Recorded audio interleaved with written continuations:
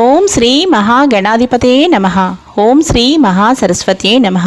Welcome to Lavanya's life style. Friends, ఎప్పటిలాగే ఈరోజు కూడా ఒక మంచి డివోషనల్ వీడియోతో మీ ముందుకు వచ్చేసానండి.